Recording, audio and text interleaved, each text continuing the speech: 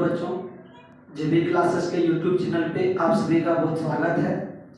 आज मैं आप लोगों के बीच 10वीं कक्षा के लिए गणित का 2022 में जो प्रश्न पूछा गया था ऑब्जेक्टिव में, उसको लेकर उसका सॉल्यूशन और क्वेश्चन दोनों साथ में लेकर आया हूं।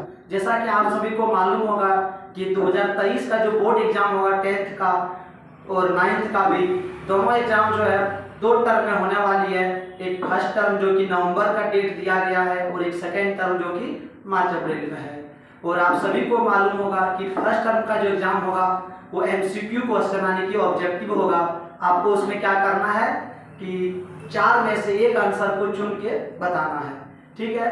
तो इसी के लिए मैं आज आप लोगों के बीच 2022 में जो फर्स्ट टर्म का एग्जाम हुआ था, तो 2022 में तो फर्स्ट टर्म और सेकेंड टर्म दोनों एक साथ ही मिलाकर लिया गया था, ठीक है। तो उसमें जो प्रश्न पूछा गया था ऑब्जेक्टिव, उसको मैं आज आप लोगों के बीच लेकर आया हूं।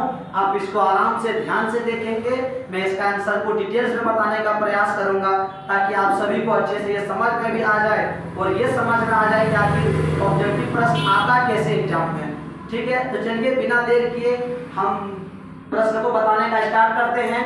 अगर वीडियो अच्छे से समझ में आ जाए तो लाइक शेयर सब्सक्राइब तो आप कर ही देंगे, ठीक है। चलिए मैं स्टार्ट करता हूं पहला प्रश्न। बच्चों हमारा जो पहला प्रश्न आज का है, ठीक है, 120 का अभाज्य गुणनखंड है। मतलब क्या है, हमारे पास 120 दिया गया है, ठीक है। और क्या बोलता है कि 120 जो है इसका अभाज्य गुणनखंड क्या होगा। और क्या किया, आपको 4 तो ऑप्शन यहाँ पर दे दिया है। पहला वाला होगा, दूसरा होगा, तीसरा होगा या चौथा होगा। तो बच्चों देखेंगे हम क्या करेंगे, इसको हम इसका गुणनखंड खुद से तैयार कर लेंगे, ठीक है। जैसे कि हम 2 का टेबल में देंगे 60 टाइम में, फिर 2 से 30, फिर 2 से हम देंगे तो 15 और फिर अब के बाद 3 से 5 में। तो हम यहाँ पर देखते हैं कि 120 का गुणनखंड के तो क्या आया, 3 बार 2 आया, तो 3 बार 2 आया और क्या आया, 1 बार 3 आया और 1 बार 5 है। तो ये वाला जिसमें आंसर होगा वही मेरा सही होगा।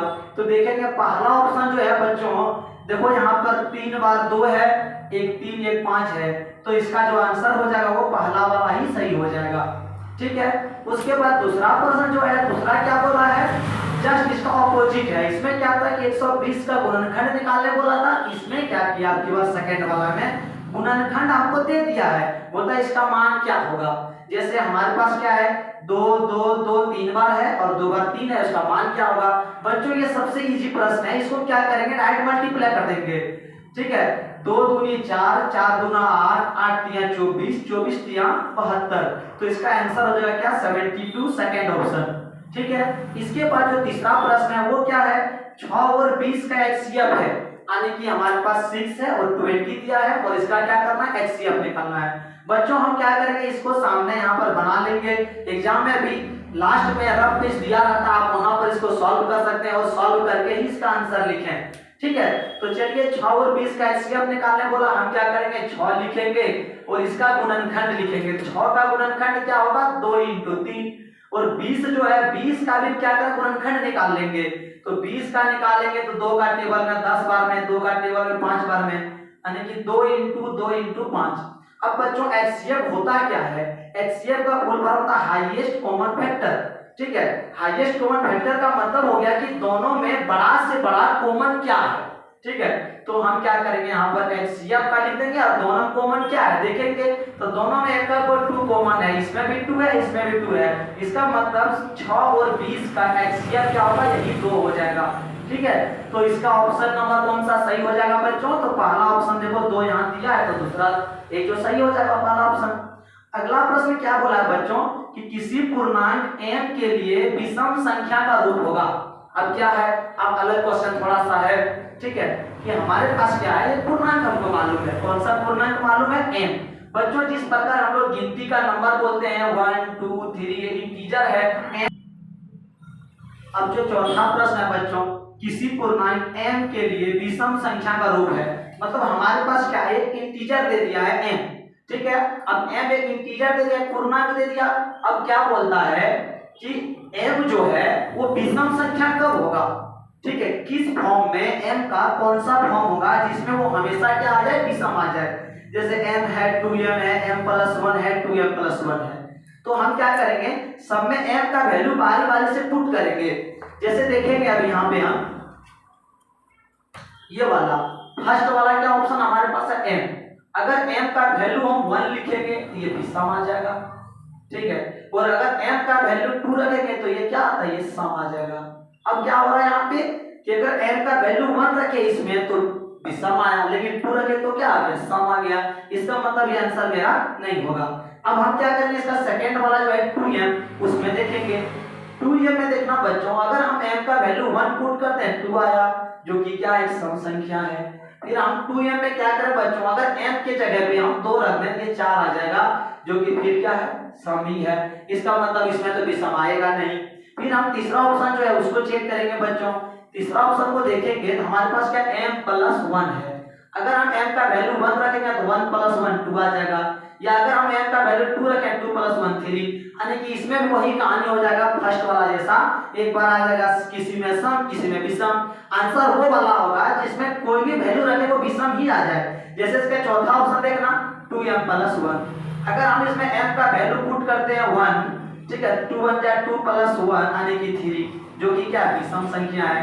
फिर क्या करें हम 2m + 1, अगर m का वैल्यू 2 पुट करते हैं तो 2 2 जा 4 + 1 5, देखो इसमें भी विषम आया इसमें भी विषम आया, 1 पुट किए तो भी विषम, 2 किए तो भी विषम, अगर हम 0 भी पुट कर देंगे इसमें तो भी वो क्या आएगा, विषम ही आएगा, देख सकते हैं, ठीक है। इसीलिए यहाँ जब प्रश्न पूछा था कि किसी पूर्णांक m के लिए विषम संख्या का रूप है तो कौन सा फॉर्म है, कौन सा रूप है, तो लास्ट वाला ही इसका सही होगा, बाकी 1 2 3 सही इसका नहीं होगा। इसके बाद जो पांचवा प्रश्न है बच्चों वो क्या है, तो पांचवा प्रश्न है कि y = px का ग्राफ दिया गया, मतलब हमारे पास क्या एक ग्राफ दिया है, क्या चीज का, y = px का। अब क्या बोलता है इसमें, px के शून्यकों की संख्या, ठीक है, मतलब px जो है उसका शून्यक इसमें के वो होगा, इसका गिनती बताना हमको। तो बच्चों ये सबसे आसान प्रश्न है, ठीक है, सभी कोई पढ़ी भी होंगे एक बार इसको अभी तक, ठीक है। तो देखेंगे इसमें px के शून्यकों की संख्या क्या होगा, तो इसमें x, ये ग्राफ जो है इसमें x अक्ष को ये जो लाइनिंग दिया है ये जितना बार कट करेगा उतना इसका आंसर हो जाएगा। तो देखेंगे x अक्ष को एक बार यहाँ कट किया, एक बार यहाँ 3 बार, तो इसका आंसर क्या हो जाएगा, 3 हो जाएगा।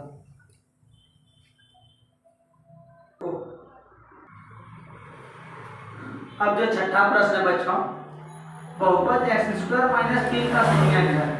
अब हमारे पास क्या है, एक द्विघात बहुपद दिया गया है और हमको क्या करना है, इस द्विघात बहुपद का शून्यक बताना है। इसका शून्यक कौन सा होगा, ये चारों में से ये दोनों होगा, ये होगा या इनमें से कोई नहीं होगा, ठीक है। तो इसको क्या करना है, सॉल्व करना है आराम से, इसको हम सॉल्व कर लेंगे, ठीक है। x² - 3 = 0 कर देंगे, ठीक है, और इसको हम सॉल्व करेंगे। x² - 3 = 0, तो x² क्या होगा, 3 होगा। और अगर यहाँ पर हम x का वैल्यू निकालेंगे, ये स्क्वायर चला जाएगा उधर रूट एंटर में, और बच्चों अगर किसी का भी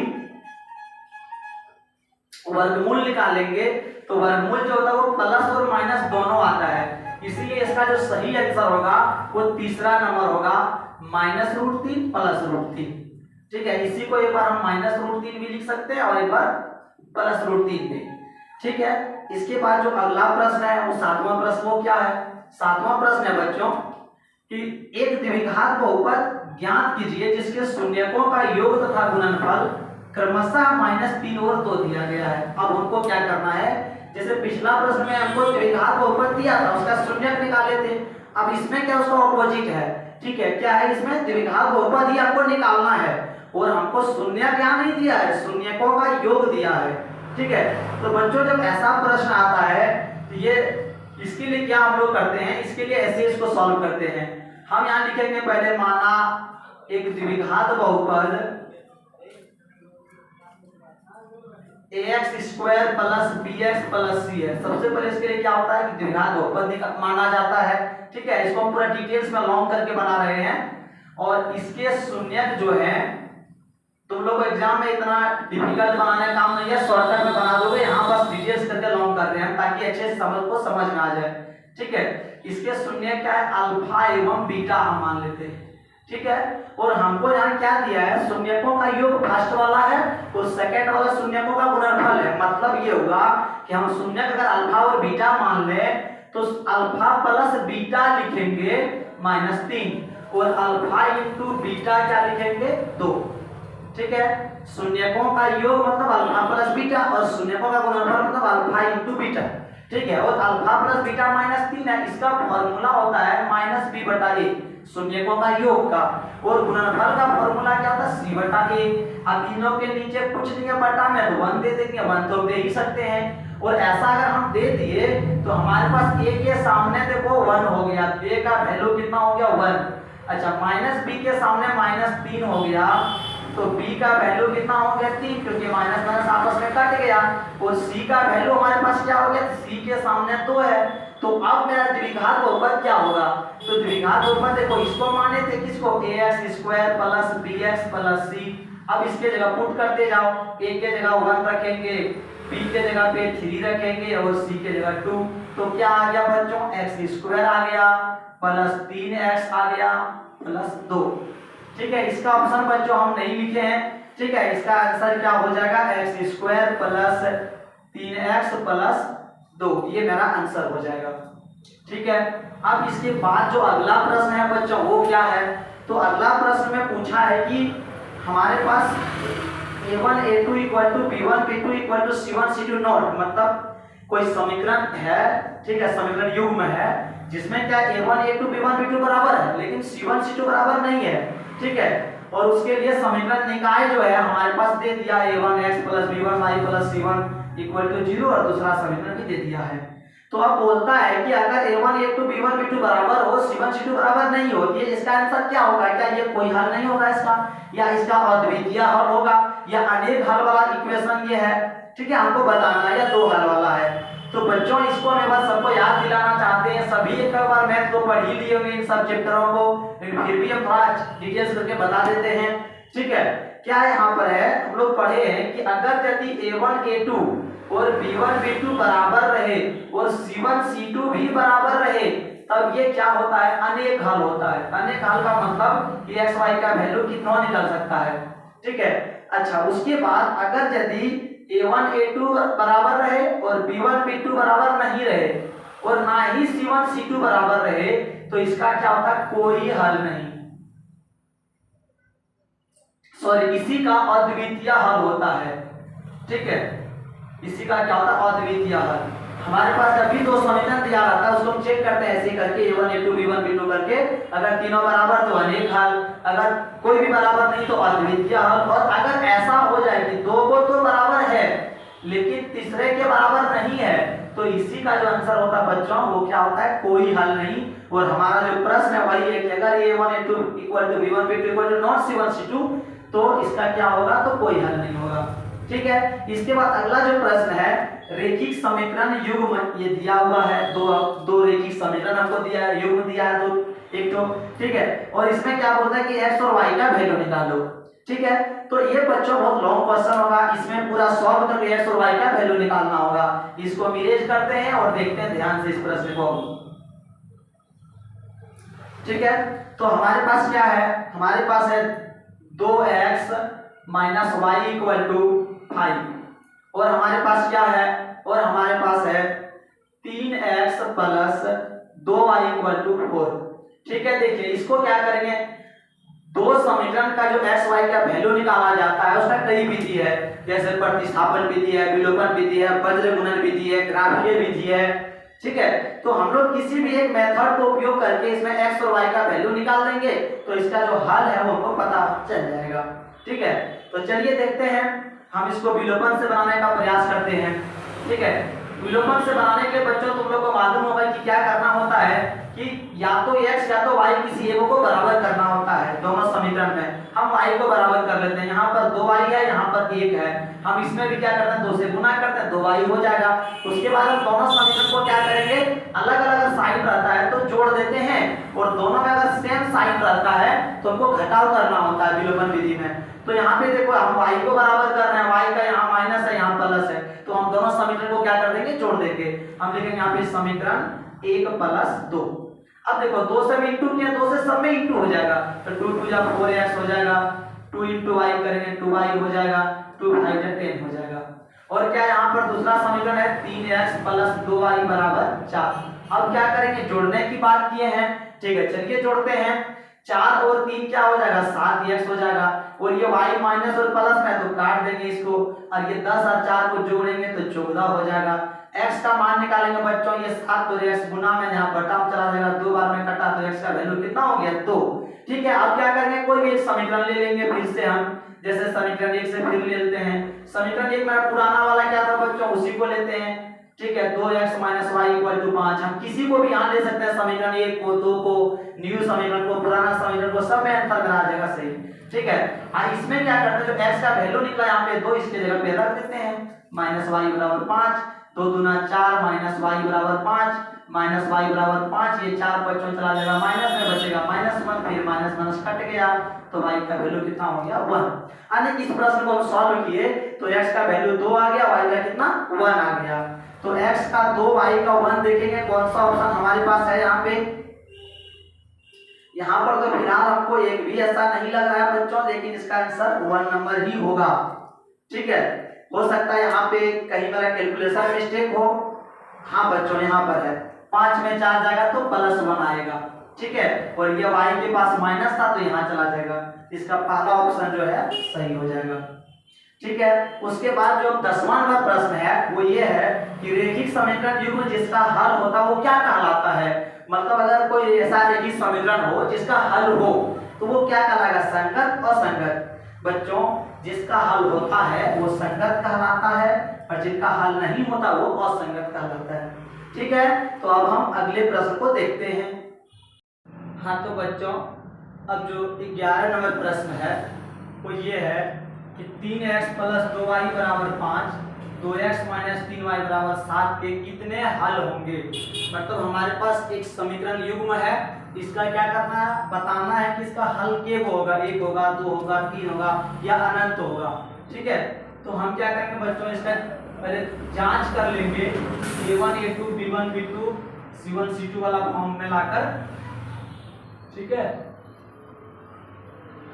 तो हम जब यहाँ पर a1/a2 चेक करेंगे, ये समीकरण 1 है, ये समीकरण 2 है। ठीक है, तो ये 3/2 हो जाएगा। b1/b2 जब चेक करेंगे, फर्स्ट वाला अगर b1, ये y के बगल वाला जो हो गया वो b2 हो गया। और c1/c2 क्या होता है बच्चों, तो ये राइट साइड में जो 5 है, अगर हम इसको 3x + 2y - 5 = 0 कर दें तो यही c1 हो जाएगा -5 और इसका -7। ठीक है, फिर कट के 5/7 हो गया। अब हम जब तीनों जांच किए उसके बाद हम क्या देखते हैं यहाँ पर कि a1 a2 = not b1 b2 और = नॉट c1 c2। अगर तीनों आपस में बराबर नहीं है यहाँ पर, या कोई भी कहे बराबर नहीं है, तो युग्म का अद्वितीय हल होता है, जो मैंने तुमसे पहले ही बताया है। ठीक है, अद्वितीय का मतलब होता है कि सिर्फ और सिर्फ एक ही हल होगा, यानी कि x का वैल्यू मात्र 1 होगा और y का भी 1 ही होगा। ठीक है, तो इसका आंसर जो हो जाएगा वो पहला ऑप्शन हो जाएगा, इसका आंसर पहला ऑप्शन 1। ठीक है, दूसरा प्रश्न है 12 नंबर कि समीकरण निकाय के अद्वितीय हल होने के लिए k का मान, मतलब इसका क्या होना है, मतलब इसमें क्या है कि अगर यदि ये दोनों समीकरण के अद्वितीय हल है तो k का मान क्या होगा। बच्चों यहाँ पर एक तरह से ये प्रश्न जो है मेरे हिसाब से प्रश्न में कुछ मिस्टेक है। ठीक है, अगर अद्वितीय हल होगा तो कोई भी आपस में इक्वल नहीं होता है, जिससे k का मान हम नहीं निकाल सकते हैं। ठीक है, मेरे हिसाब से यहाँ पर अनेक हल होना चाहिए तो ही ये k का मान निकाला जा सकता है। ठीक है, तो देखते हैं हमारे पास जो दिया गया इक्वेशन है 2x + y - 6 = 0 और 2x - ky - 2 = 0। ये समीकरण 1, ये समीकरण 2। अब हम क्या करते हैं, a1/a2 लिखेंगे तो 2/2 हो जाएगा, b1/b2 लिखेंगे तो y के पास यहाँ 1 हो जाएगा, यहाँ y के पास k है तो ये माइनस में है। ठीक है, उसके बाद c1/c2 लिखेंगे तो यहाँ पर क्या भाई, ये दोनों आपस में -6/-2। ठीक है, और यहाँ अनेक हल लिखा है, अनेक हल का मतलब हुआ कि तीनों आपस में बराबर, लेकिन चूंकि अनेक हल है, हमको यहाँ प्रश्न में ही दे दिया स्थिति कि ये अनेक हल है, तो सबको आपस में क्या कर देंगे, इक्वल कर देंगे। यानी कि 2/2 को हम इक्वल कर देंगे 1/-k = -6/-2 कटेगा, ये तो 3 ही आएगा यहाँ पर कट कर। ठीक है, अब हम क्या करेंगे, किसी को भी सॉल्व कर लेंगे। ठीक है, तो k का मान हमारा जो हो गया वो क्या हो जाएगा, मालूम हो जाएगा। अगर इसको हम कट कर दें तो 1/1 equal to 1/-a, cross multiply कर दें, a का वैल्यू कितना -1 हो जाएगा। ठीक है, और इसको हम सॉल्व करेंगे तो अलग आंसर आ जाएगा जो कि ऑप्शन में भी नहीं है। ठीक है, इसका मतलब यहाँ अनेक नहीं बल्कि क्या होगा, एक होता है अद्वितीय अनेक और एक कोई हल नहीं। यहाँ पर कोई हल नहीं वाला कंडीशन देना चाहिए था क्वेश्चन में। ठीक है, और उस हिसाब से हम बनाते हैं, इसका जो आंसर आता है वो -1 आ जाता है। ठीक है, ये क्वेश्चन में कुछ प्रॉब्लम था, चाहे टाइपिंग मिस्टेक हो कुछ हो, जिस वजह से इसमें थोड़ा सा हम लोगों को कंफ्यूजन महसूस हुआ। ज्यादातर चांस ऐसा एग्जाम में नहीं होता है। ठीक है, इसको लेकर घबराने की जरूरत नहीं है। चलिए अगले प्रश्न को देखते हैं। 13 नंबर जो है, यदि रेखीय समीकरण का कोई युग्म असंगत है तब उसका आलेख की रेखाएं होगी। मतलब अगर अब जो समीकरण युग्म हमारे पास है उसका, ठीक है, उसका जो युग्म है वो कैसा है, असंगत। असंगत का मतलब, असंगत का मतलब क्या हो गया, असंगत का मतलब हो गया कि उसका कोई हल नहीं है। और जब कोई हल नहीं है तो इसका जो ग्राफ होगा वो कैसा होगा, आलेख कैसा होगा बच्चों, तो समांतर होगा। इसका आंसर समांतर होगा। ठीक है, इसके बाद बच्चों आप लोग देख सकते हैं कि हम यहाँ 13 नंबर के बाद क्या किए हैं, डायरेक्ट 21 नंबर क्वेश्चन को लिखे हैं, यानी कि यहाँ पे 6-7 प्रश्न हम जो है नहीं लिखे हैं। ठीक है, क्यों नहीं लिखे हैं बच्चों, क्योंकि इस बीच में जो चैप्टर था द्विघाती समीकरण, जो हम लोग द्विघात समीकरण पढ़ते हैं 4.1 एनसीईआरटी का मैथ में, ठीक है, 4.123, उसी से रिलेटेड क्वेश्चन था। ठीक है, और वो क्या है ना बच्चों की, अभी जो फर्स्ट टर्म आप लोगों का एग्जाम होने वाला है उसमें वो चैप्टर को नहीं रखा गया है, वो सेकेंड टर्म में लिया जाएगा एग्जाम उसका। तो हम उसका ऑब्जेक्टिव स्ट्रीम यहाँ पर नहीं बता रहे, क्योंकि उसका तो एमसीक्यू क्वेश्चन आएगा ही नहीं, वो तो सब्जेक्टिव एग्जाम में आएगा सेकेंड टर्म में। ठीक है, तो इसीलिए हम क्या किए, 13 के बाद 21 में चले गए हैं। चलिए देखते हैं 21 नंबर प्रश्न क्या है। ठीक है, हमारे पास 21 नंबर प्रश्न जो है वो एपी चैप्टर का है, 5.123 का है। ठीक है, इसमें लिखा हुआ है कि 3 3 3 4 को 3 लगातार दे दिया, ये एपी है, ये क्या है, एपी है। ठीक है, बोलता है कि इसका सारवंतर क्या है। तो जरा सा बच्चों हम लोग जान लेंगे आखिर एपी होता क्या है। तो बच्चों एपी क्या होता है इधर ध्यान देंगे और अच्छे से देखेंगे ताकि अच्छे समझ में आ जाए। बच्चों एपी का मतलब होता है समांतर श्रेणी। हिंदी में समांतर श्रेणी का मतलब हो गया कि समान अंतर श्रेणी, मतलब सीढ़ी समझो, मतलब जिसमें समान अंतर हो। जैसे हम लोग सीढ़ी देखते होंगे अपने घर में, सीढ़ी होता है उसमें 2 जो पैर रखने वाला होता है उसके बीच में स्पेस बराबर होता है। ठीक है, यानी कि समानांतर में होता है। तो अगर इसमें हम समांतर श्रेणी पढ़े, इसका मतलब हुआ कि 2 टर्म के बीच, 2 पदों के बीच क्या होगा, डिस्टेंस इक्वल होगा। ठीक है, जैसे कि 3 ले लें, 5 ले लें, 7 ले लें, 9 ले लें। हम इसमें क्या देखते हैं कि 3 और 5 के बीच में 2 का डिफरेंस है, ये दोनों के बीच में 2 का डिफरेंस है, ये दोनों के बीच में 2 का डिफरेंस है, यही एपी होता है। ठीक है, समांतर श्रेणी। अगर ऐसा रहे 3 5 9 रहे, 13 रहे, 21 रहे, तो इसमें क्या होता है कि सभी के बीच का अंतर बराबर नहीं है, इसका मतलब वो एपी नहीं है। ठीक है, तो चलिए इसको देखते हैं। इसमें पूछा क्या, इसमें पूछा कि इसका सारवंतर क्या होगा। अब बच्चों हम लोग एपी तो जान गए क्या होता है कि जिसके बीच का, 2 पदों के बीच का अंतर बराबर है वो एपी होता है। तो अब हमसे पूछा कि सारवंतर क्या है। देखो सारवंतर क्या होता है। ठीक है, तो सबसे पहले ये जान लो कि इसका जो फर्स्ट वाला टर्म है उसको प्रथम पद कहते हैं, जो कि लिखा मिलेगा एग्जाम में अक्सर कि प्रथम पद क्या होता है, ये वाला इसको ए कहते हैं। और सारवंतर किसको कहते हैं, सार मतलब सभी, अंतर मतलब डिफरेंस, मतलब सभी के बीच का डिफरेंस कितना होगा। तो ये दोनों के बीच का डिफरेंस कितना है, 5 में 3 जाएगा 2, ये दोनों के बीच का डिफरेंस कितना है, तो माइनस करके हम देख सकते हैं 2। ठीक है, सब में 2 का डिफरेंस है, इसका मतलब जो सारवंतर होगा वो इसका 2 होगा।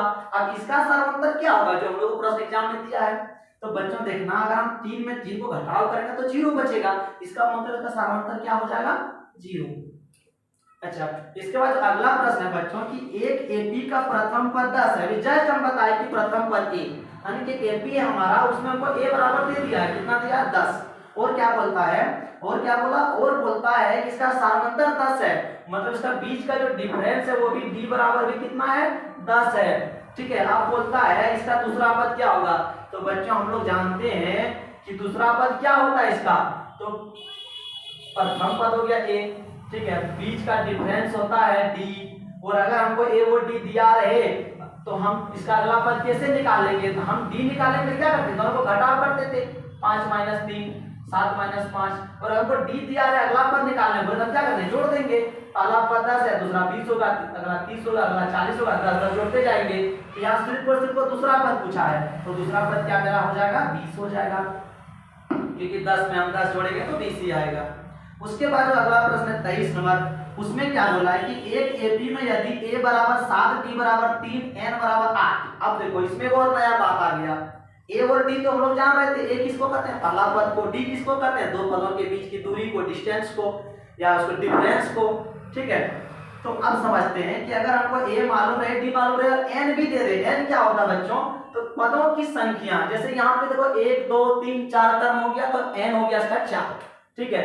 अब यहाँ पर कोई एक एपी है, इस एपी में हमको क्या दिया है, ठीक है, इस एपी में हमको a तो 7 दिया ही है, ठीक है, और हमको n d तो दिया ही है, d कितना दे दिया हमारा, 3 दे दिया है, मतलब बीच का डिफरेंस, और n हमारा जो है पदों की संख्या वो 8 अब की बार दिया है, और वो तक an का मतलब था बच्चों लास्ट वाला टर्म, अगर n का वैल्यू 8 मतलब 8वां पद क्या होगा, ठीक है।